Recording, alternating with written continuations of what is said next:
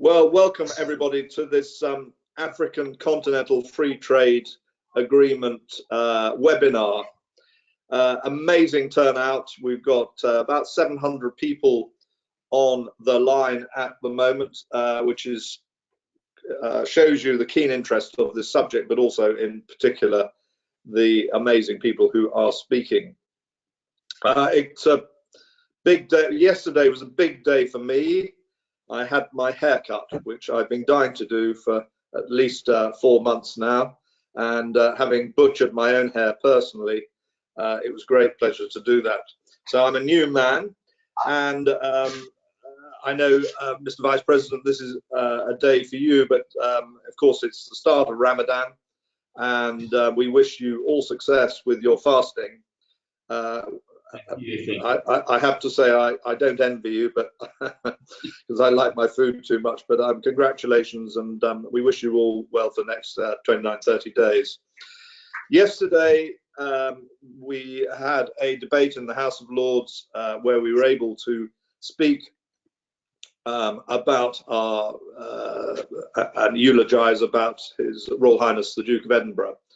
It was a particular pleasure for me because our Chief Executive, Samantha Cohen, was Deputy Private Secretary of the Queen for 17 years and was His Royal Highness's press officer. And Marnie Gaffney, who's Director of Communications for us, was His Royal Highness's press secretary for 2 or 3 years. So it was nice. We've been reminiscing over the last few days of stories relating to him and what a great man he was. In 1956, His Royal Highness started the Commonwealth Study Conference at Oxford, which was a study for human aspects of industrial issues across the Commonwealth, which is still strong today as it was then, very well attended. It is now his daughter, Her Royal Highness Princess Anne, who is chairman of it. And if we look at the Commonwealth, when His Royal Highness and Her Majesty the Queen became head of the Commonwealth, there were 7 Commonwealth countries involved. Now there are 54. And I think it's fair to say that without them, not exclusively, but through their huge efforts and their countless travel and their enormous pleasure they take in the Commonwealth, they have kept the Commonwealth flame alive. And it's incumbent upon us to carry on doing that. It was a great privilege for me to be with him in Malta in 2015, the CWEIC we had in Malta, and those that are attending from Malta today will put on a fantastic show. And to hear his reminiscences about their early life when he was in the Navy in Malta, and this was before she ascended to the throne. It was a time of great freedom and pleasure for them, and Malta is held in great affection. And I think it's a great achievement led by the former Prime Minister Joseph Muscat, who was then chair in office of CWEIC, that they purchased the house, the government purchased the house where the Queen and Prince Philip lived, as a sort of recognition of their contribution to the Commonwealth and of course Malta. So we will miss him sadly. He was an incredible character. Our thoughts go out to Her Majesty the Queen, our great friend the Prince of Wales, who's been so supportive of the Commonwealth Enterprise and Investment Council and all their family. Just a couple of quick points before I move on. Minister Arin Amana, we are delighted that the registration for the Commonwealth Business Forum in Rwanda opens today. We're all looking forward to that with great intensity, and we hope that the COVID allows us to put on a really good show and enjoy the full benefits of Rwanda. But for those who have tuned in, registration opens today. Please contact the team, and we hope to see you there. And of course, to remind you that our organisation is a membership organisation, and we are very dependent upon our members who have joined today, governments in particular, who have supported us.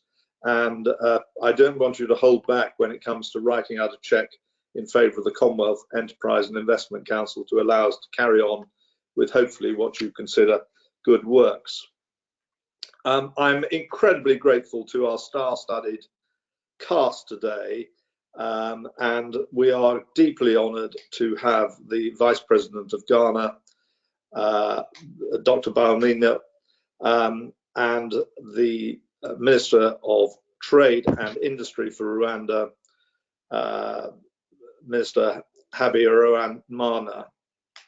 We're also joined by our Chairman of CWEIC in Africa, our great friend Supo Sashori, who of course leads the Africa Legal Practice, which is a Pan-African law practice, and we're so grateful, Supo, for you doing everything.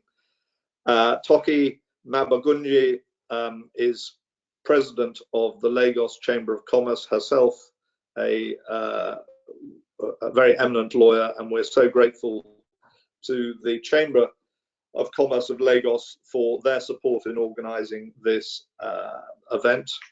We're grateful too to Babajide Sodipo of Exim Bank and the support they've given us as an organisation. Welcome to you.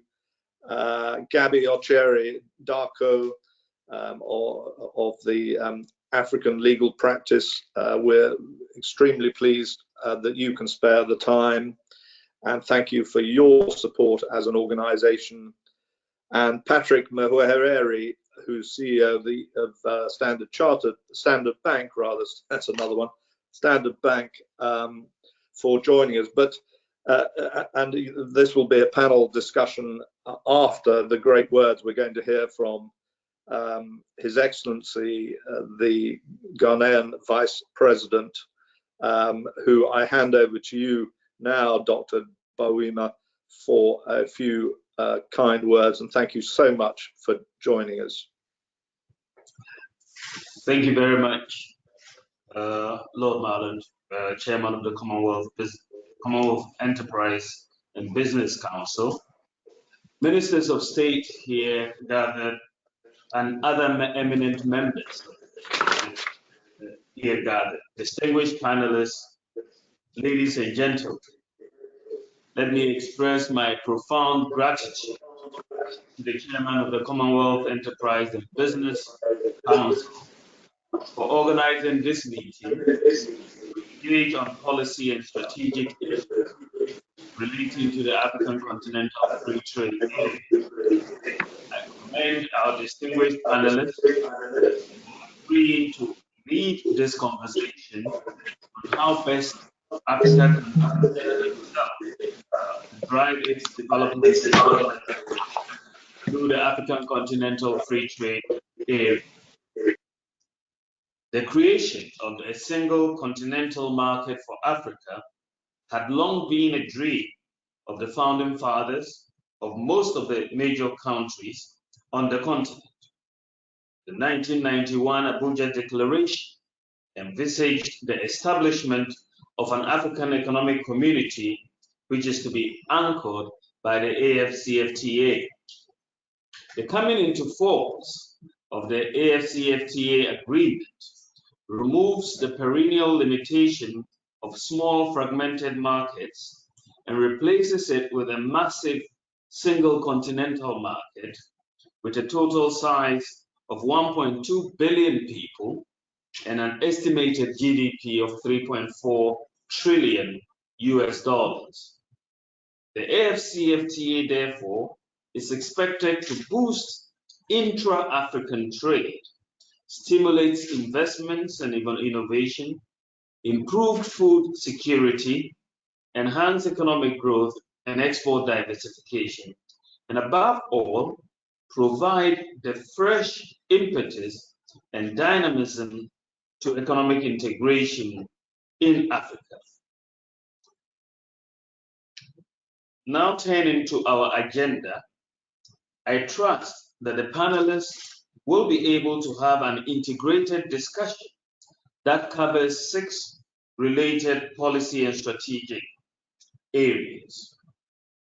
The overall impact of the AfCFTA on Africa's efforts to move its development trajectory from export of raw materials to value-added exports and import substitution. The extent to which the AfCFTA can be harnessed by private sector to spur job creation for Africa's youth. Thirdly, how tariff reductions will help create opportunities for SMEs to access new markets, and the impact of the AfCFTA on the development discourse in Africa, given the varying levels of industrial development of various member states and regional economic communities within the continent. Fifthly, the ability of the AfCFTA to engineer the retention of a significant portion of the benefits of its extracted wealth to create more value addition on the continent. Last but not the least, the structures developed within the AfCFTA framework to mitigate the impact of COVID-19 by allowing free and hindered trade in health products across the continent. This webinar is expected to provide a platform for exchanging ideas on strategies and best practices that must be in place to enable Africa realize optimum benefits from the free trade agreement. It is important that Africa maintains its cohesion and unified engagement with relevant policy actors. This meeting provides one such opportunity for finding practical ways to make the common market work. As an outcome of today's meeting, it is important that we emerge with perspectives that add to the strategies to guide the continent. It takes ambitious steps to emerge as a trading powerhouse in the world. My president, His Excellency Nana Addo Dankwa Akufo-Addo, is a strong believer that the challenges of COVID-19 also provide for our continent a strong opportunity to see the agency in building our capacity to trade, broadening the concept of self-reliance to a self-reliant African continent. We see opportunities in the current crisis and are determined to see our continent not waste the opportunity that crisis presents. I therefore invite you to deliberate on the matters before us and to provide the necessary political and policy guidance on the way forward. With these remarks, I wish the meeting fruitful deliberations.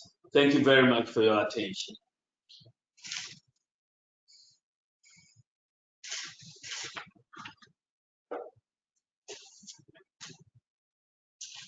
Thank you very much. Right. Thank you very much, Supo, can you hear me? Yeah. I can hear you. Good. Excellency, thank you so much indeed for those kind words, and we absolutely applaud the initiative of the free trade agreement, and we're delighted to see that it's based in Ghana, and I know that you will, with your usual vigor, move it on as quickly as possible. I forgot to mention, of course, that on the line are Deputy Chairman Sir Hugo Swire, who knew his Royal Highness very well. Forgive me for that, Sir Hugo. Before handing over to Supo, it's over to you now, my friend, to lead this next part of the event. Thank you so much, Supo, and very best wishes. Thank you, Lord Marland. I hope everybody can hear me.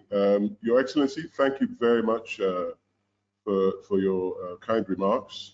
It's always good to see you, Lord Marland, and to see all my friends from across the Commonwealth.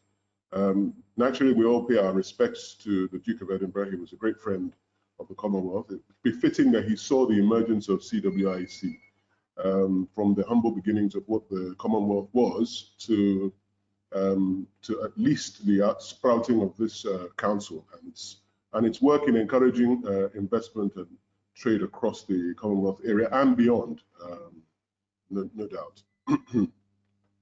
And it's good that this seminar is coming now, as we all focus our minds with enthusiasm to looking towards June and spending time in the scenic and beautiful Rwanda during the Commonwealth Business Forum. I look forward to it, one of my favorite places. It's been a difficult 12 months for everybody in the business world. People providing services such as myself have had many challenges having to adapt to the pandemic and how to continue to provide services in a totally changing world. But I guess one of the things that we can all be proud of is the African Continental Free Trade Agreement. His Excellency traced the humble beginnings of the idea of the Free Trade Agreement from the Abuja round of talks. But it's still a bit of a marvel, a miracle that negotiations for this Continental Agreement, which is, in all respects, a multilateral investment, started in 2015 and were concluded in 2019. By 2020, we had 36 countries that had signed, ratified, and deposited the agreement, and 18 countries that had signed it anyway, and only one non-committal country. In a continent where the narrative is often driven to be negative, it's quite an achievement that African countries have come together to bring about this common market for the good of the 1.2 billion odd people who live on this continent, and to try and drive an economy that is estimated to be $2.2 trillion United States dollars. So it's encouraging, something that Africa should be proud of, and we are all looking expectantly. Trading has started as of January this year in the trade and goods, under the trade and goods protocols.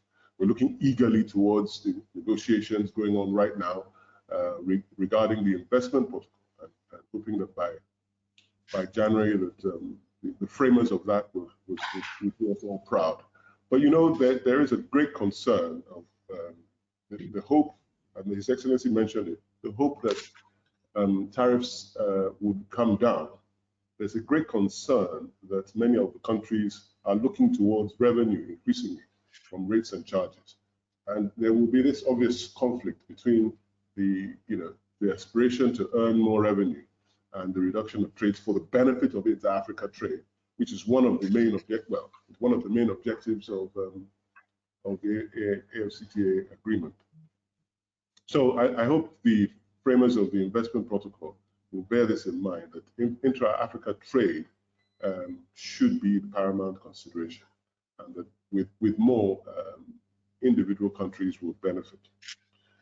We're also looking forward to how they will tackle the issue of investor-state disputes in the investment protocol, because African countries have not had a fair shake in the world of investment treaty disputes. And we're hoping that the balance, this new generation, the new generation of BITs, the balance that is being sought in the new generation of BITs will be encouraged and infused into that investment protocol. We'll find a much more balanced out relationship between the state and the investor. But don't let me bore you with my personal remarks. I just saw that I had the microphone and decided to seize an opportunity. But much more important, and certainly cleverer than me, is the next speaker. It gives me great pleasure to invite Toki Mabugunje, who is the president of the Chamber of Commerce and Industry, Lagos Chamber of Commerce and Industry, which, if I'm not mistaken, is one of the oldest chambers of industry in the continent, if I'm not mistaken. So I'm sure she'll clarify that if I got that wrong. And she's going to give us a few introductory remarks, and she'll join the panel later on. Toki Mabugunje.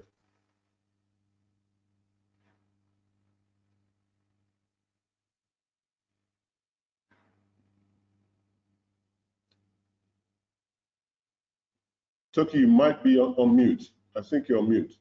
I am so sorry. I am on mute. Thank you for that. Thank you very much, Shupo. It gives me great pleasure to be here and to represent the Lagos Chamber of Commerce and Industry at this all-important webinar, which speaks about the African Continental Free Trade Agreement. For us at the Lagos Chamber of Commerce and Industry, this is an agreement that the continent expects to be driven by the private sector. Essentially, what we expect will be happening here is that countries across the continent will create the enabling environment for the private sector to do what it is best at, and that is trade. While contributing to this conversation, we think we need to put on the table the fact that there needs to be increased private sector engagement as we move forward with the AfCFTA, in discussions, in creating the frameworks, in education, in awareness, in execution. There's a really big part that the private sector has to play. Here in Nigeria, we already have the National Action Committee for the implementation of the AfCFTA, and they recently visited the Lagos State here in Nigeria. The Lagos Chamber of Commerce and Industry was quite involved in that visit, and we held a number of stakeholder engagements.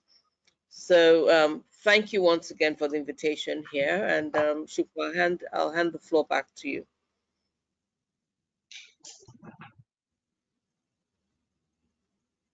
Yeah, there I was muted as well. Isn't it wonderful how we've created new vocabulary for each other? You're freezing, you're muting. Well, it's going to take a while to unlearn this. Yes, thank you very much, Mrs. Mabulunje. She's a broadcaster, a poet, a business consultant, and she's the third female president of the LCCI. And she didn't correct my view of it being the oldest chamber of commerce, but I'm not sure it is, but we'll see. I will now, with much pride, introduce and invite, rather more respectfully, invite the Honorable Minister, Betta Habiyari Mana, the Minister of Trade and Industry in Rwanda. I tell you, we have CWEIC meetings from time to time, and the Secretariat had a lovely backdrop, and I kept thinking to myself, what's that backdrop? You know, it looked like something from Sound of Music. It looks so beautiful and green. And I said, you know, Samantha, what's that backdrop? She said, it's Rwanda. Don't I know that? I said, good grief. It really was, it's Sound of Music stuff. I really, really loved it. I'm sure it was magical to walk around there. So with respect, I'm inviting the Honorable Minister for Trade and Industry in Rwanda to speak to us. Thank you.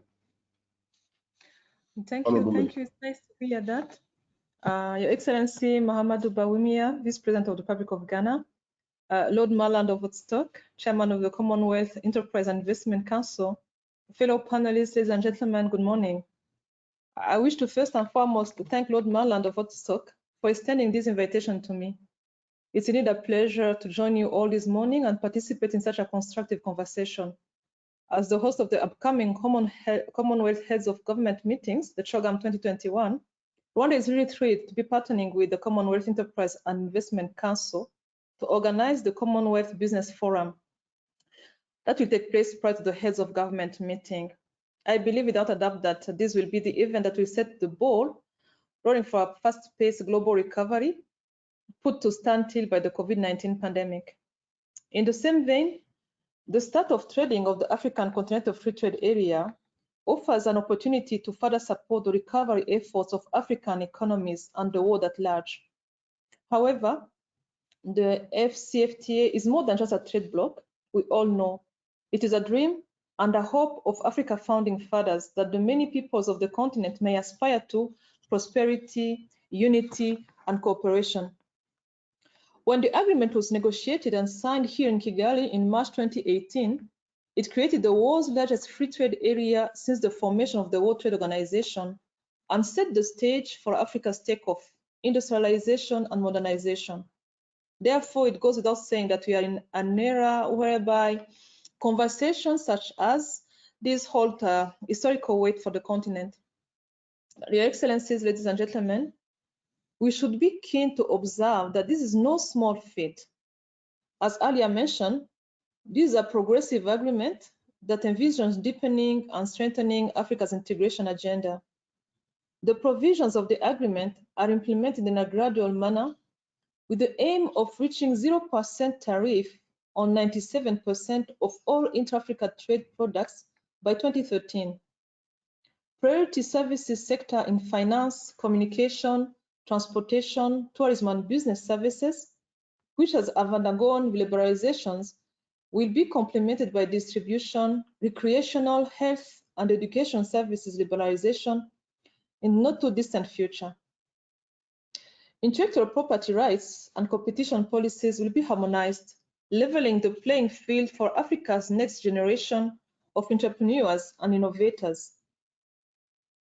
If we're indeed looking to achieve these ambitious goals, we also have to talk about certain limitations that may come with the implementation of the AfCFTA. These are non-tariff barriers, to be specific. The AfCFTA is member-driven, whence we have to be very intentional in the implementation. We need to work together to fully eliminate NTBs to have already identified within our areas and countries. And we have to supplement these efforts under the AfCFTA report mechanism. Indeed, according to the World Bank, trade facilitation such as the elimination of persistent NTBs, harmonization of customs processes, and simplification of customs procedures stand to increase real incomes on the continent by $400 billion by 2030, so more than the tariff reduction. With that said, it is worth noting that we are already in a challenging era with natural barriers to trade. In 2018, when the agreement was signed, I do not believe that there were any man of us who was anticipating the COVID-19 pandemic and the impact that it would have on the global economy. Since the beginning of last year, we have seen the tragedy of loss of lives and the unparalleled economic contractions brought by movement restriction, border closures, lockdown protocols, and severe supply chain disruptions.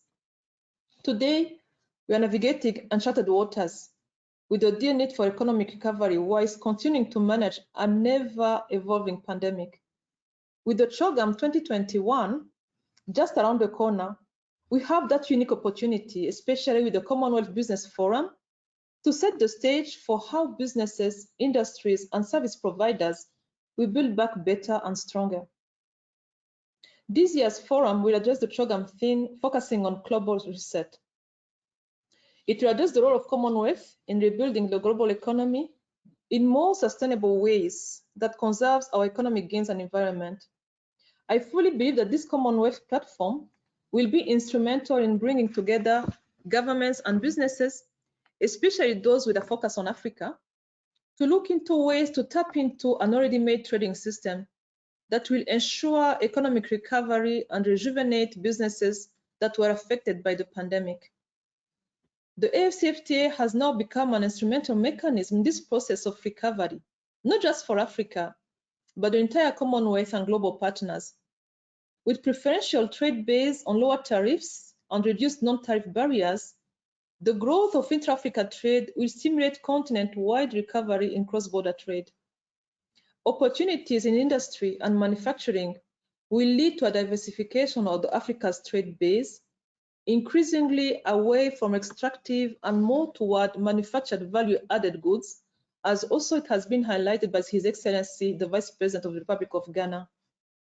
It is worth noting that a significant percentage of businesses on the continent are small and medium enterprises. With a platform like Chogam, this would be a great opportunity to bring together all those SMEs to forge new partnerships and gain valuable information and resources that can lead to growth.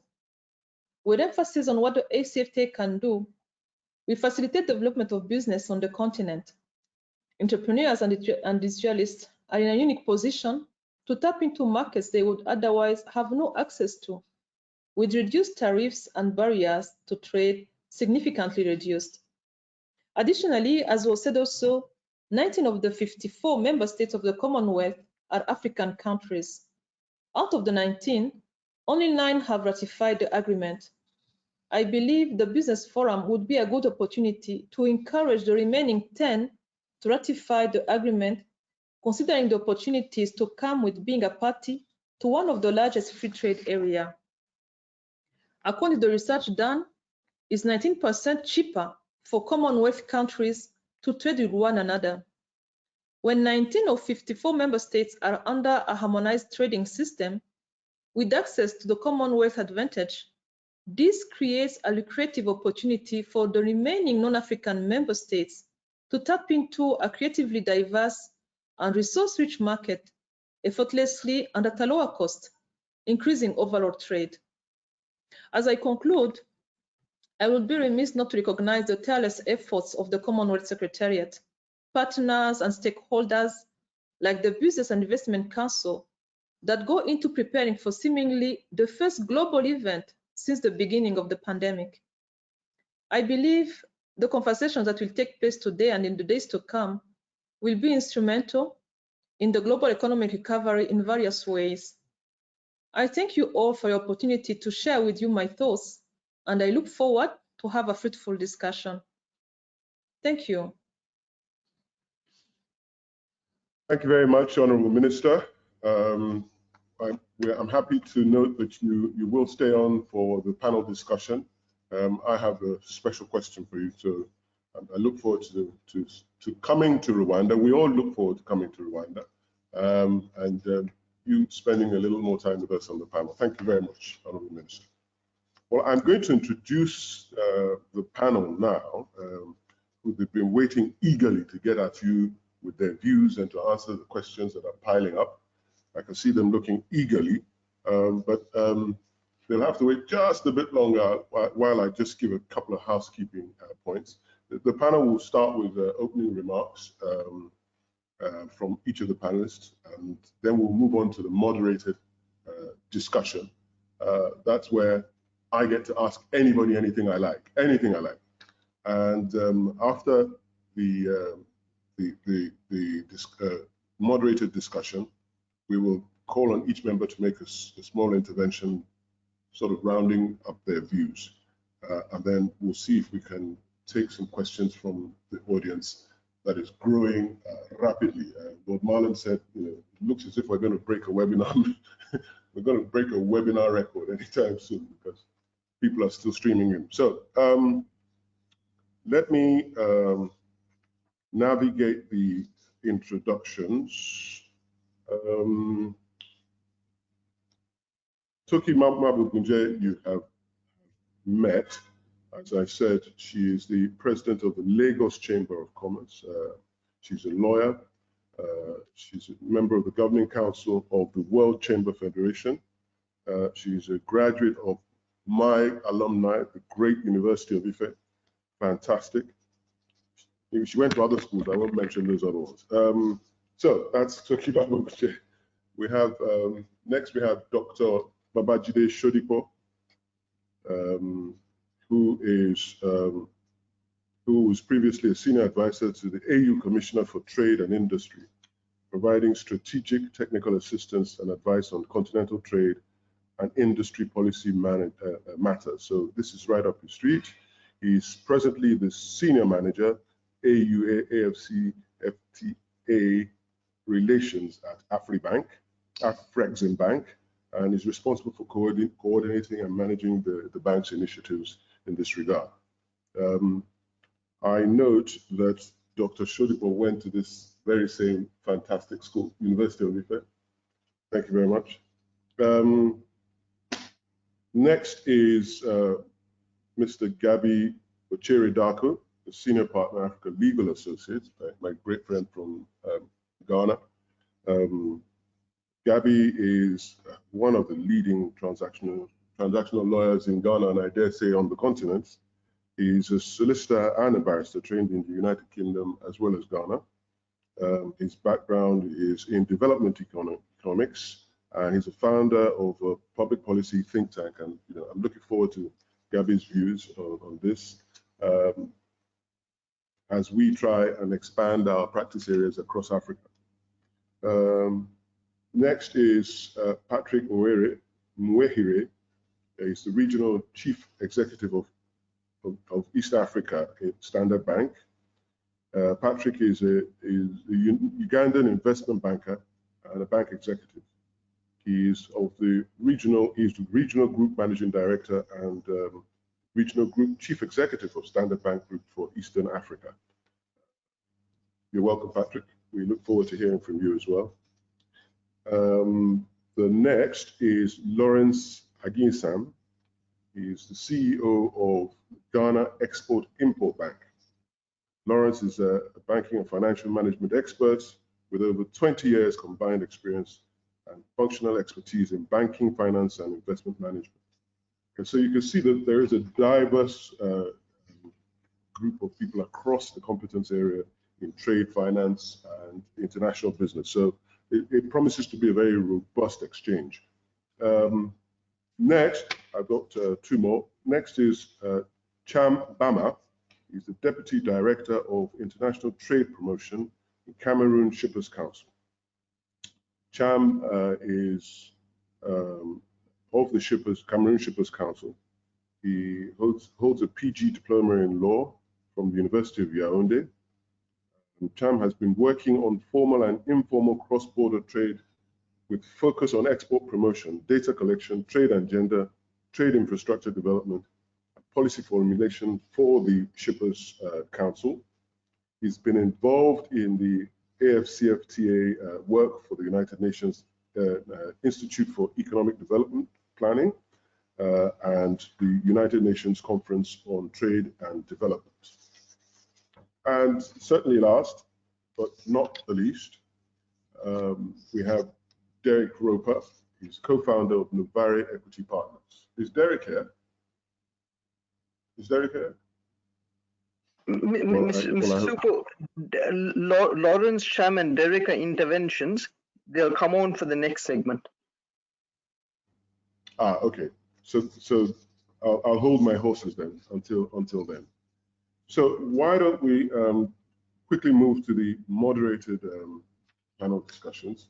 This is where I will I'll put questions to you on the panel and see who's up for it. Let me start with you, Dr. Shodipo. The bigger market created by the AfCFTA will spur producers to upscale and will support increased industrialization and value addition on the continent. How can AfCFTA be effectively harnessed by the private sector to generate more employment opportunities for Africa's burgeoning youth population?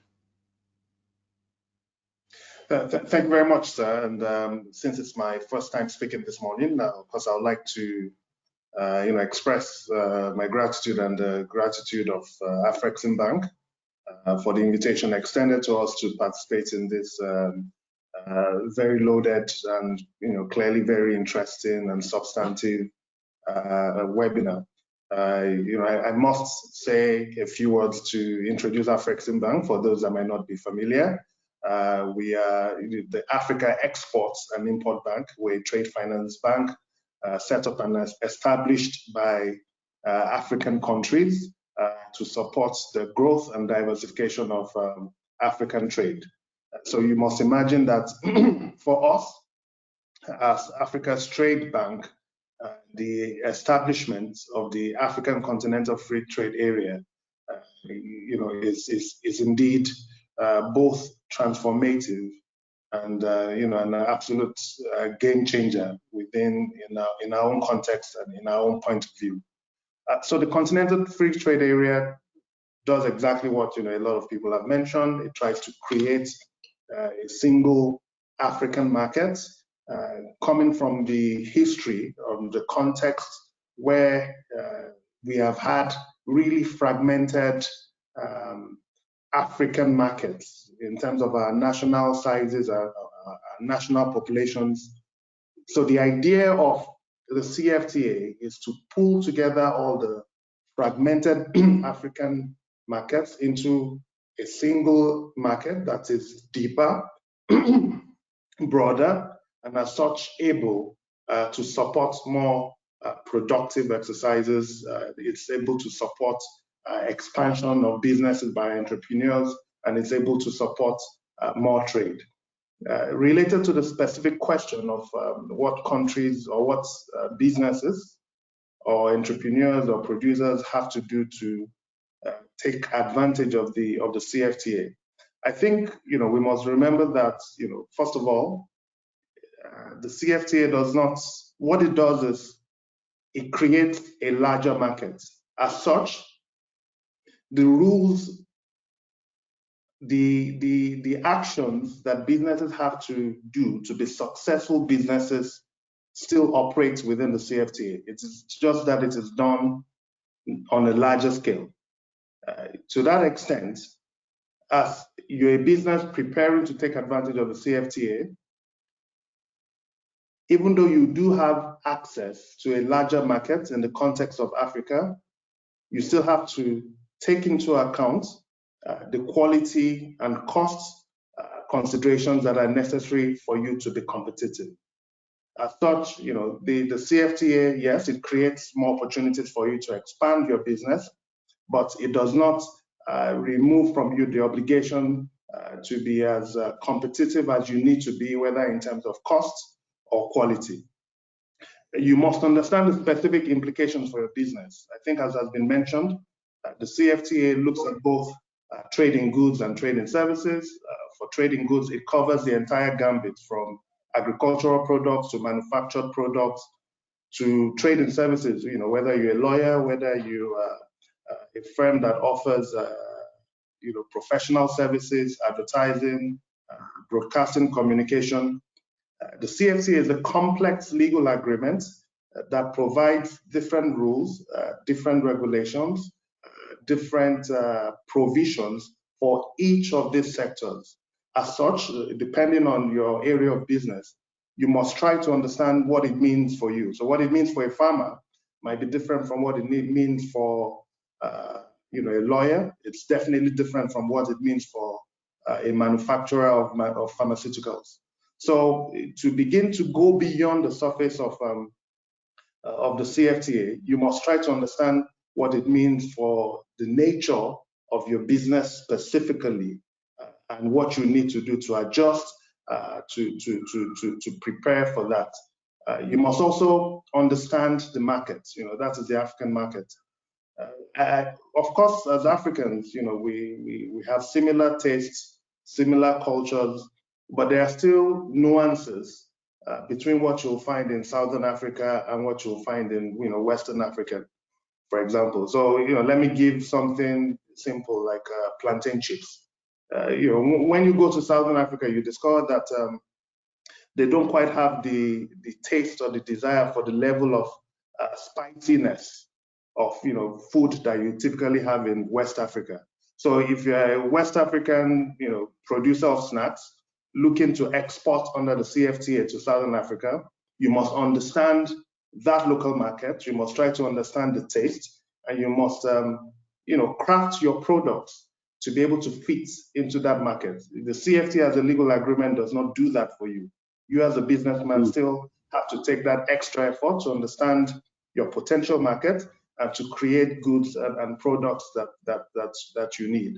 And then, of course, you must develop your business networks. Business is still going to be done from the relationships that you make through associations such as this, through platforms like this. And as such, one of the ways you have to do to prepare yourself for the CFTA is to look for opportunities to develop networks and relationships across the continent, so that even as you do this business, you're able to partner with different people and different stakeholders. Thank you, sir. Okay. Yeah, thank you, Dr. Schoenberg. So clearly people are going to be looking inwards and tailoring their goods and services to the African market. Let me just ask you, Honorable Minister, and it's not often that I get the chance to ask the Minister anything that I like. So the CFTA is meant for intra-Africa trade. How do you think the larger Commonwealth, non-African Commonwealth countries will relate with the trade area when it comes to trading with Africans under the agreement? Do you think and maybe a related question, do you think North America, Europe, South America, other continental communities, trade partnerships that were existing before, should they be afraid of this CFTA, or how can they benefit from the fact that there is now a common market? Thank you for your question. I think yes, the African Continental Free Trade Area is of a big ambition. It's a dream, but also it's being a reality. And among the principle lying for the agreement, having a bigger market, having a more receptive market is a win-win situation for all of us. Among the principles leading to the African Continental Free Trade Area to take place, there was that ambition, that view of having our African countries producing not just most of their exports as raw material, but the aim looking at having added value goods. Having this one single market and having in mind the global value chain doable in the African continent is seen as an opportunity for non-African countries. The fact is that with that more wide market and consumption, the non-African countries, we have the possibility to access on those investments. I think that partnership with those companies in investing in different sectors like infrastructure, which is needed to allow that market to flow, with also these manufacturing and industries, is an opportunity and not a threat. We have several examples across Africa where such kind of schemes have been successful. And I think that for the non-African countries, this is really an opportunity, because the investments are needed not just from public but also by PPPs, and it is an open window for all those to increase their businesses in our countries. Again, under the AfCFTA, there are a couple of soft BITs and treaties which will facilitate their access to those investments. So I think in general, to have that views on the positive input of the AfCFTA, the fact of having the opportunity to invest in this manufacturing and industrial program is something which is going to assess us also increase the wideness and extension of their businesses. On the other side, I also think that this should be seen in the perspective of having a global value chain. In the past, it used to be a business one country to the other, but having the AfCFTA in place and having the countries implementing all the actions as planned will allow to have this global value chain. I think that for non-African countries, they should also embrace that perspective where across the countries, with all the industrialization plan, they will be also embracing that option not just for a single country, but for many countries like a single market. Thank you. All right, thank you very much. Over to you, Gabby. I know you probably have your own favorite area that you'd like to talk about, but while you, and I'll give you an opportunity to do that, but at the same time, I want to talk about the extractive industry in oil and gas. We know that oil and gas and mineral resources account for more than 75%, and we're all becoming guilty of it. Nigeria was particularly guilty of a single product economy, and there are many countries are getting onto the bandwagon. You know, Ghana inclusive, Angola. It accounts for 75% of Africa's exports, and the continent's potential for growth in this area is significant. However, only a limited amount of impact from these sectors is felt by the local economies, and that's typical of the extractive industry. How will the CFTA help to retain some of the benefits of this extractive wealth and ensuring that there's a value addition on the continent, because many of the buyers are outside the continent? And like I said, I know you probably have your own pet area you want to talk about. Thank you, Olasupo. I think essentially it all goes down to how we, if you like, make use of this common market, how we fix the rules of origin, and how we also look at, because if you look at the oil and gas sector, we here in Ghana, we export crude oil, yet we import refined products, okay? But within this industry, we can have plastics. Within this industry, we can have asphalt, which we use for our roads, the bitumen. Within this industry, we can have pharmaceuticals. We can have all the products from it. But we tend to export the crude and then we import the refined products. So I think what it should mean for us, and we are seeing it in Ghana. I mean, my firm happens to be part of what is happening in Ghana now. They're building a petroleum hub, and we are advising the entities who are working on it. We need to begin looking at whether it's refineries. We need to begin looking at not just the upstream, but the midstream, which is not just transportation and storage and the rest of it, but also the downstream aspect as well.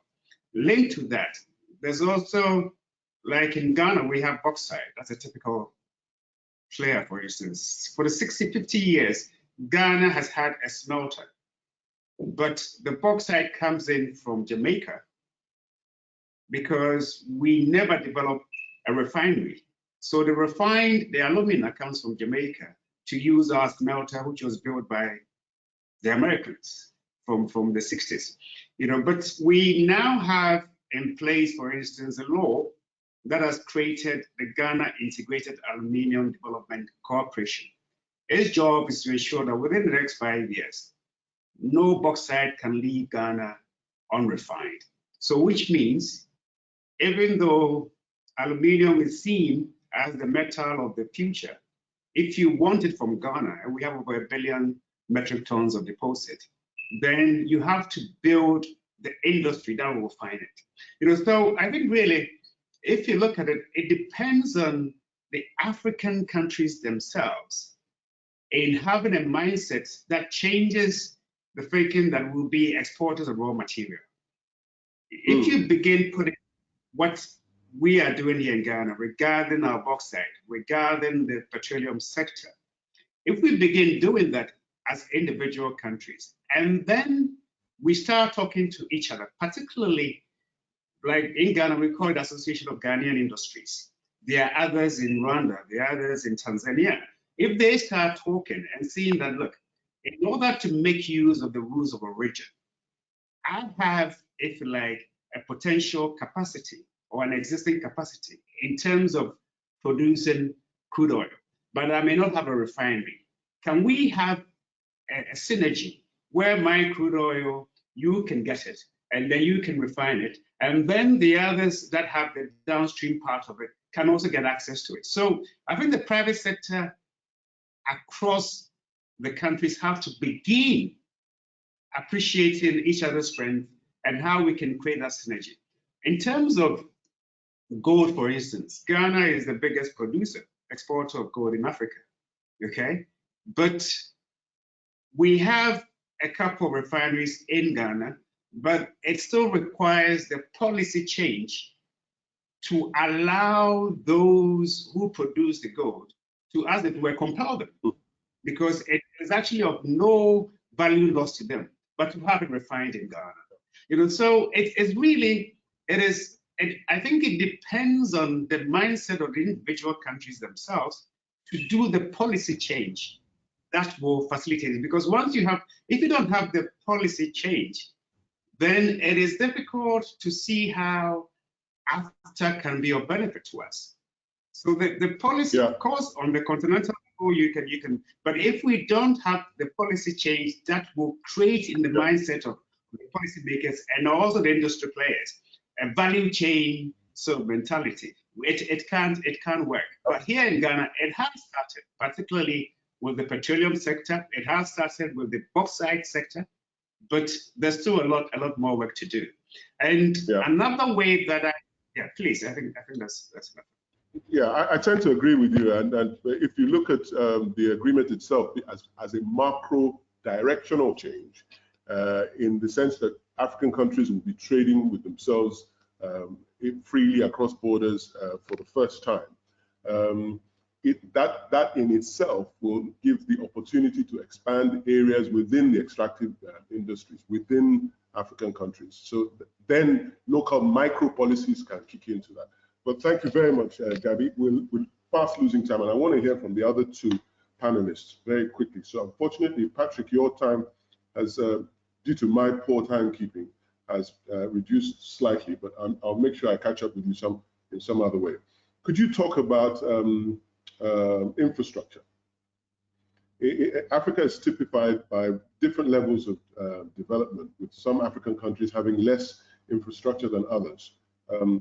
How will the implementation of the agreement, of the CFTA, help to, at least if not harmonize, how will there be a trickle-down effect on regions, on country-specific developments? Where will it kickstart some upgrading and bringing everybody to the highest common denominator?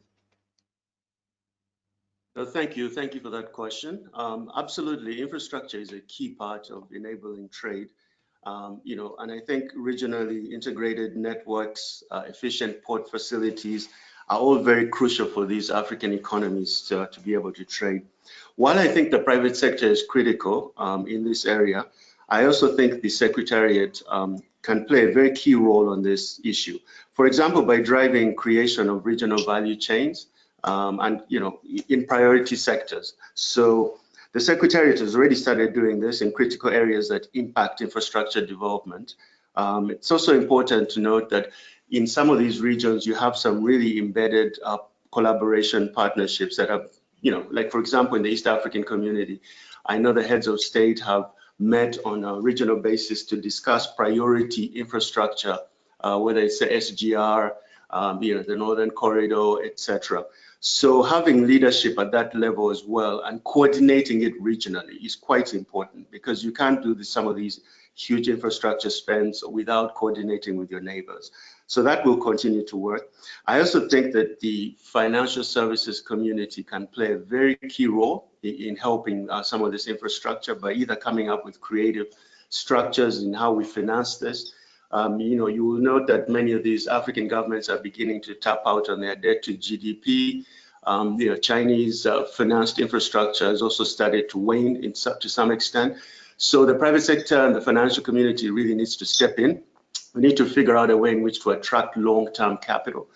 Many of these projects and infrastructure require very, very long-term and patient capital. The beauty about this is that there's a lot of liquidity in the global markets at the moment, all looking for yield. And if you have a well-structured, well-designed instrument to fund infrastructure, there is no shortage of places where you can tap onto that. And as you know, as a matter of course, Standard Bank, we're in 20 African countries.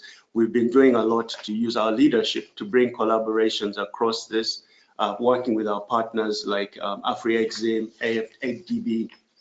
We've recently started to work on an intra-Africa trade finance facility that we want to put together. We're also investing a lot in digitization to try and use the technologies that we have.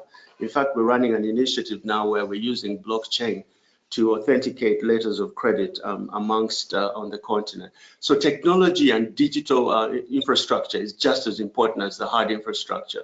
So we need to start investing in some of these technologies to bring down the cost of doing business and also enabling trade. One other example I'll share with you, we have a trade platform that we've set together, which is really a closed ecosystem that has trusted suppliers and customers. And we allow them to exchange, but because it's a closed ecosystem, there's a lot of trust built into how the platform works, and people are able to trade a lot easier and freely. So bringing that kind of collaboration, I think, is going to be absolutely critical in kind of getting this or harnessing this opportunity. I'll pause there, Super. Thanks for the question. Well, thank you, Patrick. I'm really interested in the infrastructure facility, intra-Africa trade infrastructure facility. That would be exciting. Toki, I'm just going to have to squeeze you in because, like I said, I wanted to hear from both of you. Forgive me, but I've been really enjoying the responses, and I'm sure the audience. I've got so many questions lined up already from the audience, and we'll try and get to them as well. But Toki, the CFTA clearly focuses on what, and I'm sorry you have to get the woman question. It clearly focuses on improving the lives of women. Women account for around 70% of the informal sector power across Africa. How will tariff reductions under the CFTA create an opportunity to close the gender income gap and possibly create better opportunities for SMEs, which we know women are so crucial for?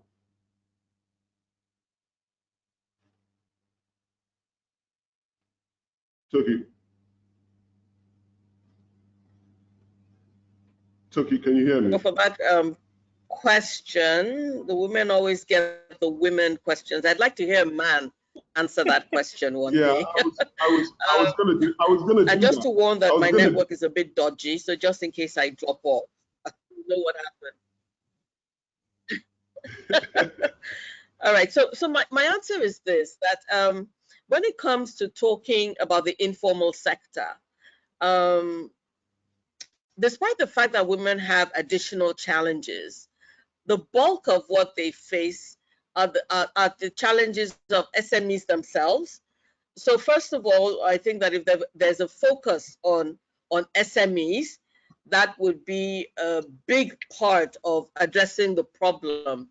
And that being said, I find that a lot of the time when we're talking at this level, we tend to talk from a very formal framework perspective. So when we were talking about trade across borders and all that, we were almost speaking as if this trade is not taking, the trade takes place despite whatever we do here. And I find that really, because the formal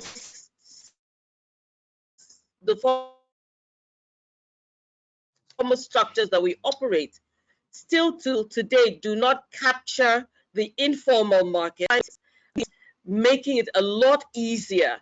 For example, Patrick, if you don't mind me calling you Patrick, he made a really big point around digital technology. Digital technology tends to remove a lot of barriers to access, whether it's in terms of documentation, whether it's in terms of bringing people together, processing documents, whether it's in terms of access to finance. As we can see, fintech is is growing rapidly across Africa. That takes care of part of it, but we must find a way of creating these regional value chains that have already been referred to. In capturing these regional value chains, we are going to be incorporating the informal trade structure. In incorporating the informal trade structure, we're going to be incorporating the women as well. I think one way of looking at it is making sure it has a gender face. So just a quick reference to some research I did about 10 years ago about women doing business in Africa, and finding out that 70% of the challenges that these women face, the women we're talking about, has to do with infrastructure. The provision of energy or electricity, the provision of roads, logistics from getting the goods from farm to market, and that sort of thing. Considering my short time, that's what I have to say. Thank you, Shukwu. You see, you were the right person for the question. You see, you had the data. I'm very fond of the informal market. I think it's totally underrated, and it's something that really needs to be encouraged across Africa. Right, thank you very much, panelists. Like I said, I'm making a quick dash to the interventions. We're extremely proud to say that we've been represented by some of the best speakers on this panel today. I thank each and every one of you individually and collectively. Thank you very much. I think it would be good for you to stick around because there are some questions that have been directed to you. I may be able to come back to you. I'm pleased to call upon 3 of our leading members at CWEIC to make some brief interventions. If I could introduce, the intervention do we have Lawrence Agisam here? Yeah, I'm here. Good morning to all Hello, of you. Lawrence. Good morning. Good morning. I had introduced you in absentia earlier on. So could you give us your intervention? Lawrence is the Chief Executive of the Ghana Export-Import Bank. And it was one of the first thank you very much. Members, yes, of CWEIC. Thank you very much, Olasopo. The creation of the African Continental Free Trade Area, under which trading commenced on 1st January 2020, undoubtedly is the boldest, most resounding, and clearest statement made by African leaders in relation to changing the economic fortunes of the continent. Indeed, for a continent that is made up of 55 countries of about 1.2 billion people and combined GDP of about 2.5 billion, the Continental Free Trade Area portends enormous benefit for Africa. Through scale economies, access to expand markets, and inherent competitiveness, the historic AfCFTA holds the key to unlocking Africa's development aspirations. In the case of benefit to Ghana and West Africa, the potential economic benefits of AfCFTA to Ghana are clear and supported by economic theory. Ghana, as was stated by my good friend Gabriel Chirodakon, has a competitive advantage in the production of several key products, including gold, bauxite, hydroelectric energy, textile, and cocoa, among others, including pharmaceuticals. Specialization among West African countries in goods in which they have a comparative advantage relative to other trading partners would improve efficiency in the use of productive resources at the country level and thereby increase output. For a region that boasts of the 2 largest cocoa producers in the world, the expected gains are enormous. Let me just take this opportunity to dwell in Ghana. I think you asked a question on extractive industries. Yeah, Lawrence, you got about a minute and a bit. Yeah, in the case of Ghana, for instance, when the president launched the One District, One Factory, Ghana Exim Bank has supported almost about 122 industries just to produce value addition and employment.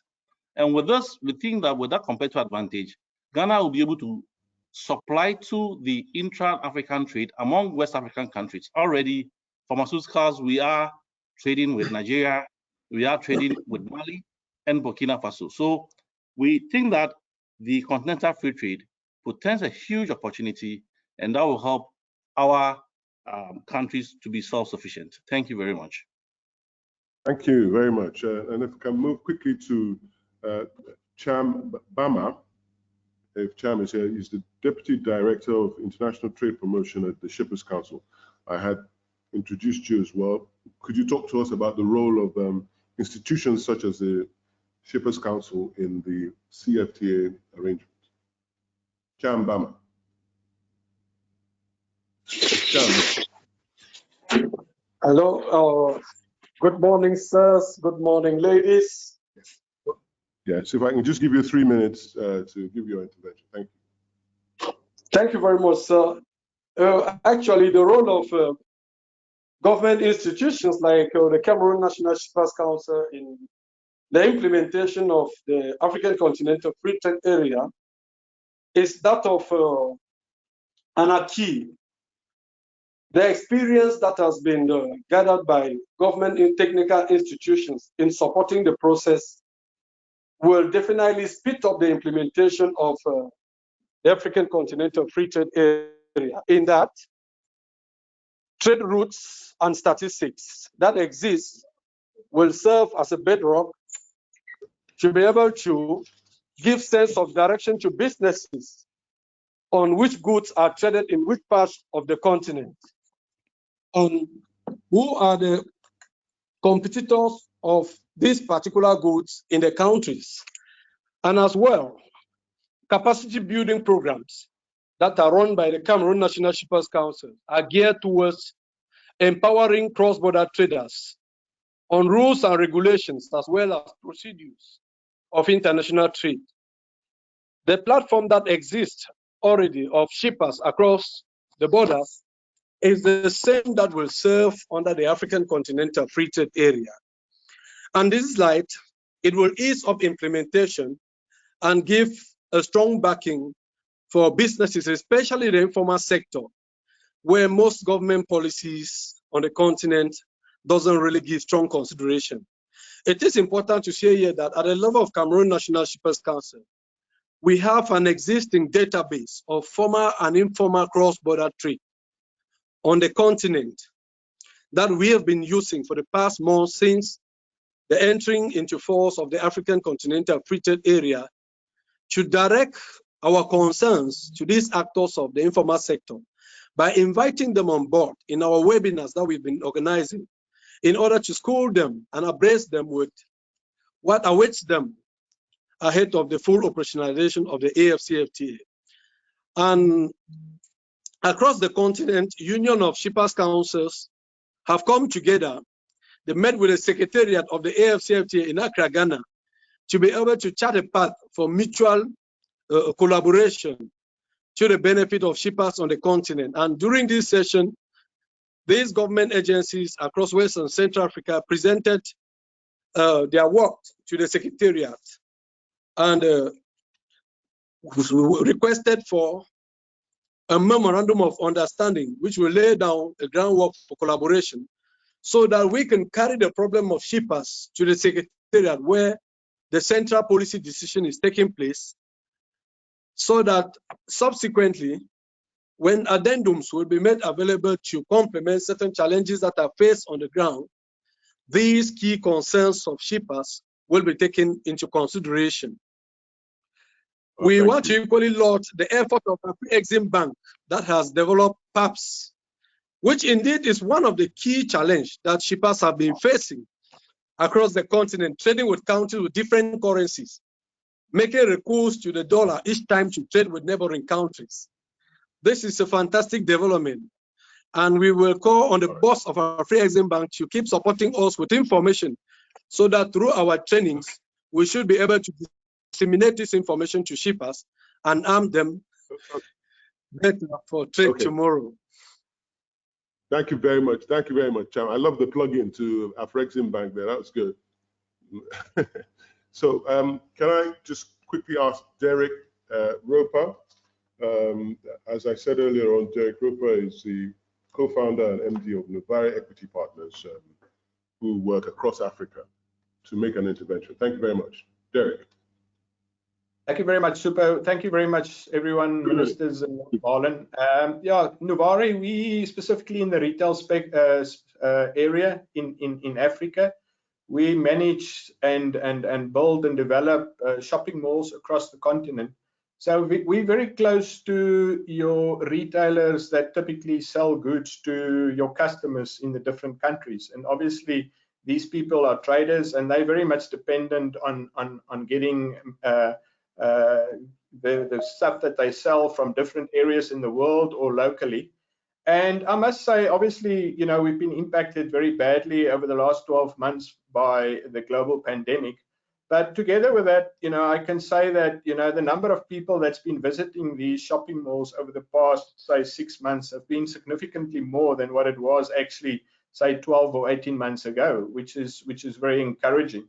What we've also seen is that, you know, a number of typically luxury goods that people, you know, would buy, say, in Europe or somewhere else, people are now actually buying, you know, locally in the local shops, you know, and I think the customer is realizing that he can get the same quality product and in some instances at a lower price than what he can actually buy it in Europe or other parts of the world.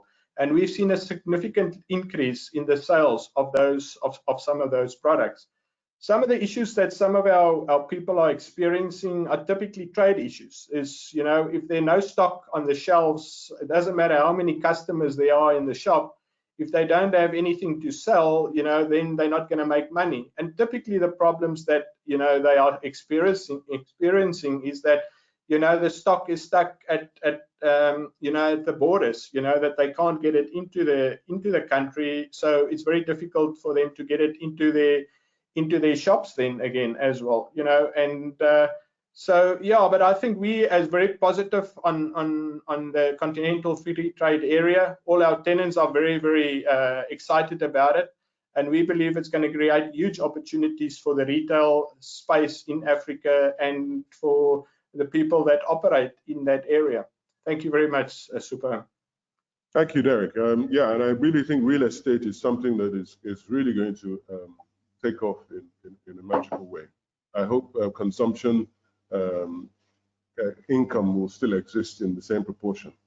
Thank you. I've got some questions from the audience. One of them is for you, Honorable Minister. It says it's from Dio, who's lead consultant at Think Farm Consulting, a leading business advisory firm. It's encouraging to know, this is the question, that the AfCFTA was birthed by African leaders and signed in Rwanda. I'd love to know what preparations Rwanda had taken and is taking to position herself under AfCFTA to make her the delight of international investors such as Volvo. I think maybe there's some inside knowledge here that I don't have, such as Volvo. Can you unravel that? Honorable Minister. Yeah. The question was for you. Unfortunately, I was not getting it because of the connection. Can you come again, please? It says he would love to know what steps preparations Rwanda is taking to position herself under the free trade agreement to make her the delight of international investors, and gives the example of Volvo. Thank you. To make her the delight, yes. Thank you for the question. As I said earlier, Rwanda has been among the champions for this AfCFTA, but also I think many countries have ratified the agreement, but it's not all of them who have been really fully doing it. But from ratifying the agreement to having implementation actions done, there is a step to be fulfilled. For Rwanda, for the government of Rwanda, we immediately jumped into the implementation stage. And I think also if other countries should do it. But for us, for instance, we have immediately put in place the AfCFTA implementation committee with different institutions gathering together to see how the actions can be implemented and being real. These also include subcommittees, and the subcommittees are aligned to the subcommittees of the AfCFTA itself. so that we can have access to discuss about trades and goods, trade facilitation, with the sanitary and phytosanitary, the investments, the IP rights. All those subcommittees aligned to those of the AfCFTA is positioning the country. In the same times, the government of Rwanda has already started issuing certificates of origins, which gives preferential treatments. And we also receive AfCFTA certificate of origins. I think that the principle of the rule of origin is something also to think about, but also to put into actions. On our side also, we also developed and finalized the national implementation strategy, which is going to allow us to put into actions what we need to do. We also have a national trade facilitation committee. So in summary, I would say that having the structure in the country also goes along with having the actions put into implementation. This is a recommendation I will raise to each and every country, because it's the one which allows us to position ourselves. Like for us as a knowledge-based economy, we are focusing on having the country as a hub for financial investments. And I think that under the African Continental Free Trade Area, it gives us more attractive instruments for investment. In brief, is what I would say, showing how we want to put in real and in concrete actions the agreement and the principles I've agreed on during this AfCFTA area. Fantastic. Okay, so two quick fire questions, two quick answers to the questions, and I think I'll do Dr. Shodiko and Patrick because it's a banking sort of question. It says, what policies and incentives are being put in place at AfCFTA and member states level to aid SME financing with low interest rates, given the demand by banking and financing? Just a quick fire answer. Dr. Shodiko, do you know of any incentives for SMEs? Yeah, thank you very much. Just three quick things. First of all, the CFTA in itself, with regards to trading services, it is liberalizing financial services.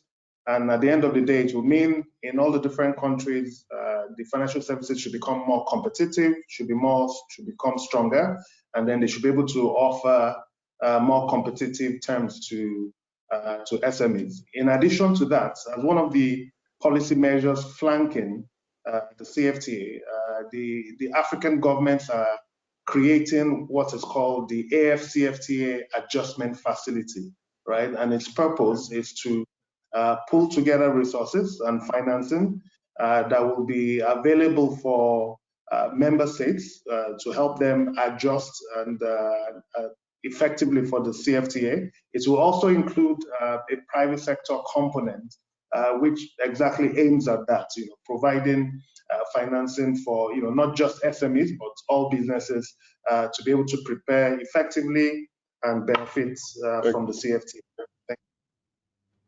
Patrick, a quick fire answer. Yeah, one other quick addition. I think what we're working on in collaboration with other banks is how to de-risk lending to SMEs, whether it means taking out insurance, working with some partners on first loss risk coverage, structuring credit issues against government contracts or invoices payable, etc. It's to try and figure out how we can leverage all the financial instruments to de-risk lending to the SMEs. And that just, will not just require banks, it will require collaboration across multinationals, the governments themselves, the SMEs. And the last thing we're doing as well is just investing in the SMEs themselves. Many times what trips them up are just some of the soft things like governance, financial bookkeeping, tax compliance, etc. So we're actually separately investing in the SMEs so that they are bankable as well separately. That's all I would add. Thank you. Okay, fantastic. And I think that's the end of the moderated session. It's about all we can take.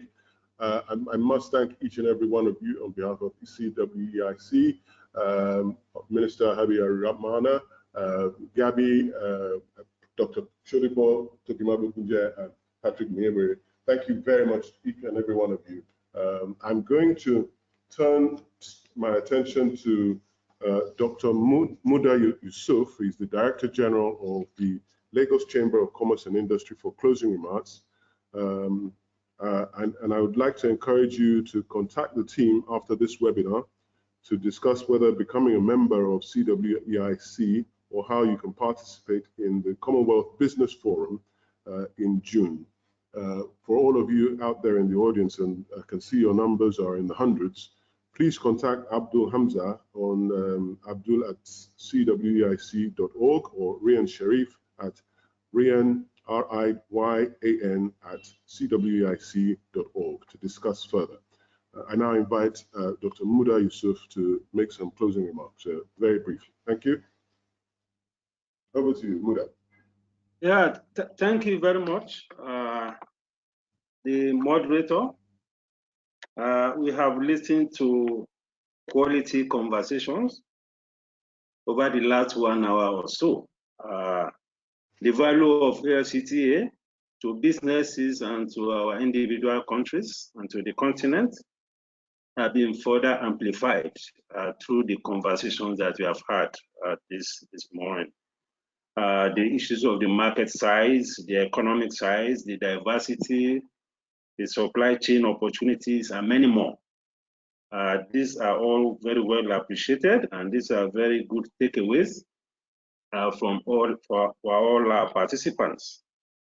But just to say that we also need to recognize that the reality is that the benefits and costs of the AfCFTA will vary from country to country, as some of our panelists have also said. It's a function of our preparedness as countries. It's a function of our competitiveness. It's a function of the quality of our infrastructure, the quality of our institutions, and it's also a function of the kind of policies that we put in place. This again was highlighted in the course of this conversation. So as we go back, I think individually we need to address some of these issues that could pose a risk to the success of the AfCFTA. Our trade policies are very important to be compatible with the objectives of AfCFTA. Many countries in Africa are still in the protectionist mode. This has to change.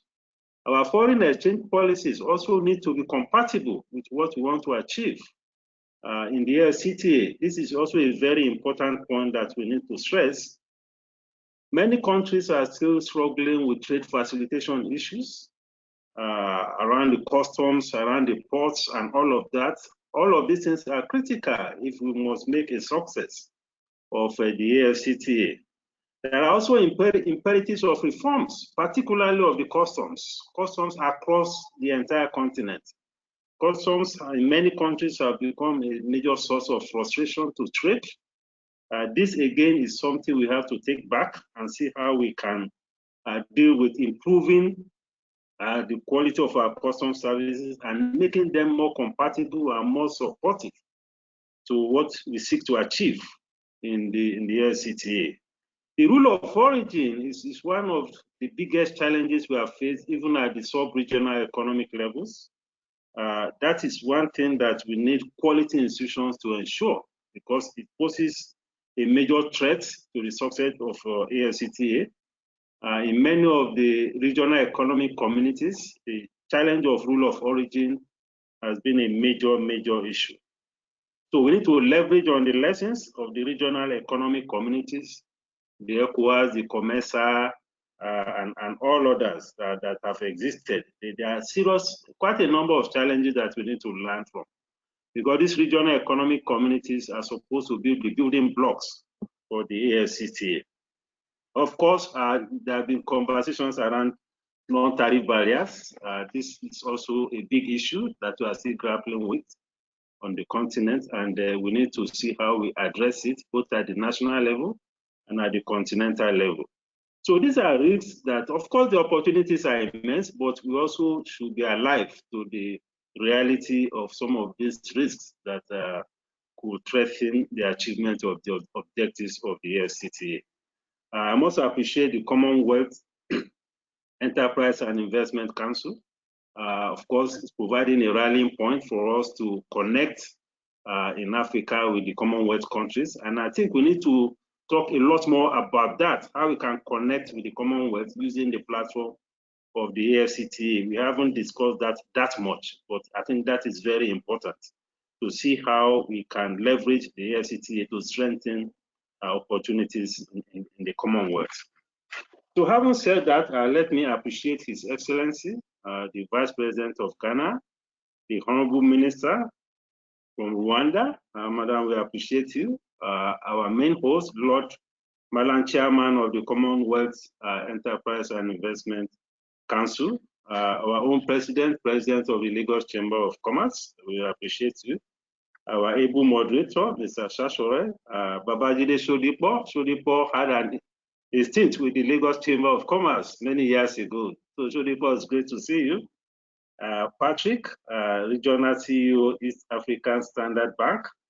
Gabi Ochere, Senior Partner of African Legal Associates.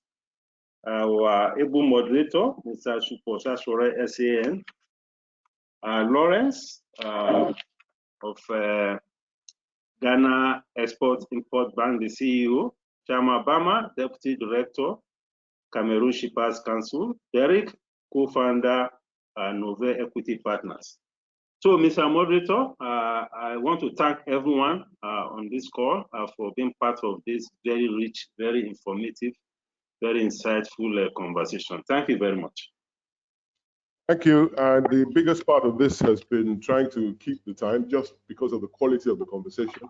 But it's just testament to all of you. Thank you very much, and bye for now. Bye-bye. Bye, everyone. Bye-bye. Yeah. Goodbye. Okay, bye-bye.